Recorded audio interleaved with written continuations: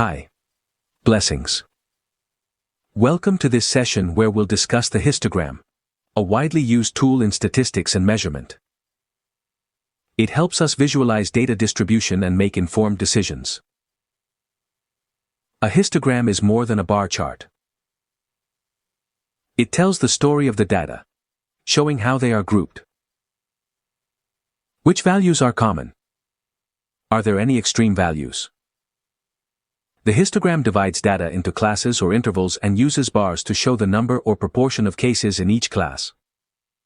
Unlike a bar chart, which compares categories, a histogram deals with continuous numerical data, and the bars are connected, as they represent adjacent intervals. If we measure students' heights, a histogram can show how many are between 150 to 160 centimeters, how many between 160 to 170 centimeters, and so on. The role of the classes. 1. Blue histogram. 10 classes. Over-smoothed. It seems the data is simple, almost unimodal, but an important detail is hidden. 2. Green histogram. Friedman Diaconis. 30 classes. A different reality is revealed. The distribution is bimodal with outliers. This is an example of choosing the right number of classes. 3. Red histogram. 60 classes. Under-smoothed. There's too much detail. Many small fluctuations appear as peaks, but they are random noise. This exercise shows that a histogram is not an objective picture. It depends on how we define the classes. That's why there are rules like Sturgis, Scott or Friedman to help us choose scientifically. What can we read in a histogram? Center. The interval with the highest bar shows where most data is concentrated.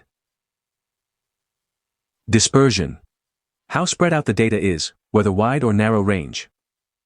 Shape. Symmetric. Asymmetric. Bimodal. Multimodal. Tails.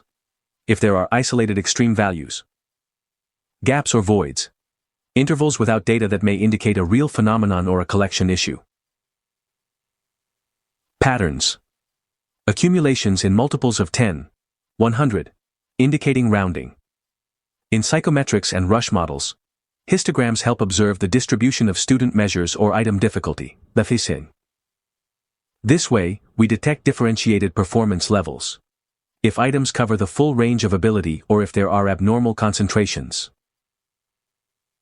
In other contexts, a histogram can show income inequalities, exam response times, or age distribution in a population. The histogram is a window to the data.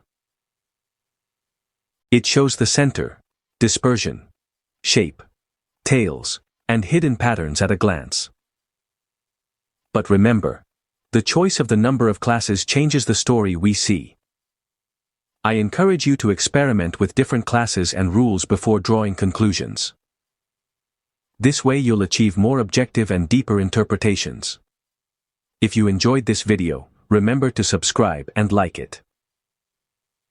Blessings.